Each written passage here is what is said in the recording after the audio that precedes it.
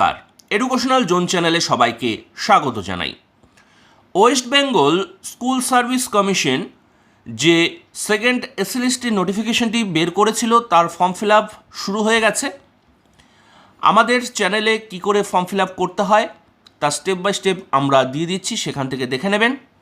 ডেসক্রিপশনে আমরা লিঙ্কটি শেয়ার করে দিচ্ছি। অনেক সময় ডাইরেক্ট লিঙ্ক খুলছে না, আমরা যে লিঙ্কটি দিচ্ছি সেই লিঙ্কটি খুলে বা ক্লিক করলে আপনারা ওয়েবসাইটে চলে যাবেন, সেখান থেকে আপনারা ফর্ম ফিল আপ করতে পারবেন। ফর্ম ফিল আপ শুরু করার পূর্বে কিছু তথ্য এখানে দেখে নেবেন যে কি কি প্রয়োজন।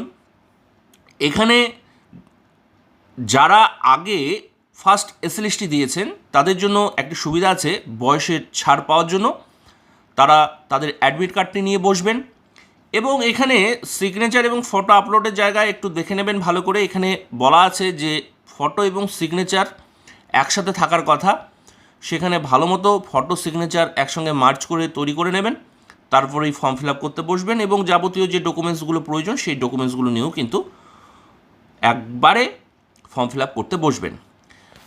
অ্যাপ্লাই নাওতে ক্লিক করলে কিন্তু আপনারা ডাইরেক্ট অ্যাপ্লাই করতে পারবেন না, ক্যান্ডিডেট আইডি আপনাদের কাছে এখন নেই।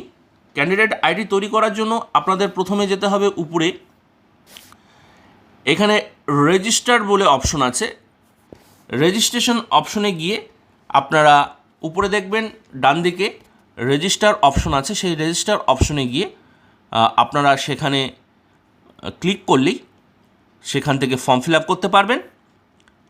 তাহলে চলুন স্টেপ বাই স্টেপ আমরা নেক্সট ভিডিওতে দেখে নিই কী করে ফর্ম ফিল আপ করতে হয়।